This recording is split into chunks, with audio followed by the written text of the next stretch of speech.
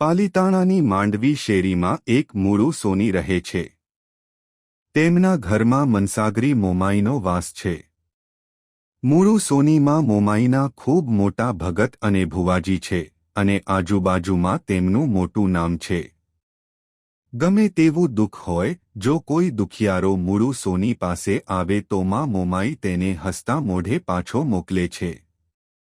સમય વીતતા મૂળું સોનીના એકના એક દીકરાના સગપણ સાવરકુંડલામાં નક્કી થાય છે. દીકરાની જાન સાવરકુંડલા જવાની હોય છે ત્યારે મૂળું સોની કંકોત્રી લઈને માતાજી પાસે જાય છે. તેઓ કહે છે, હે મારી મોમાઈ, મારા દીકરાની જાન સાવરકુંડલા જવાની છે અને તારે જાનના 5 ડગલા આગળ રહેવાનું છે. ત્યારે માં મોમાઈએ તેમને ચેતવણી આપતા કહ્યું, મૂળું, તું દીકરાની જાનમાં જતો નહીં. ભલે આખું ગામ જાય, પણ જો તું સાવરકુંડલા ગયો તો તું ફસાઈ જઈશ.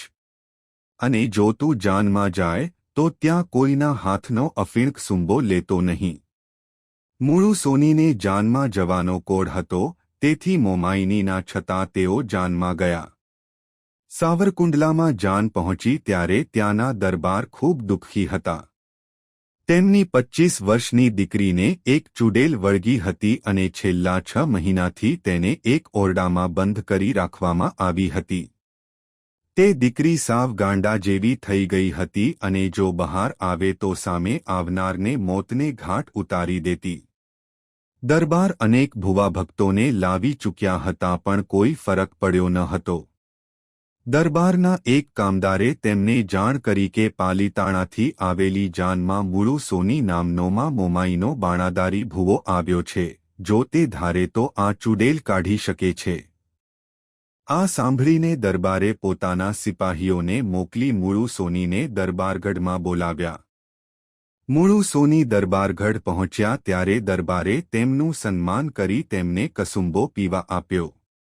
મૂળું સોનીને મોમાઈની ચેતવણી યાદ આવી, પણ દરબારનો આગ્રહ અને શર્મમાં તેઓ કસુંબો પી ગયા.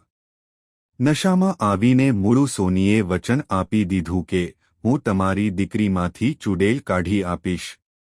જ્યારે મૂળું સોની ઓરડા પાસે ગયા અને ચૂડેલને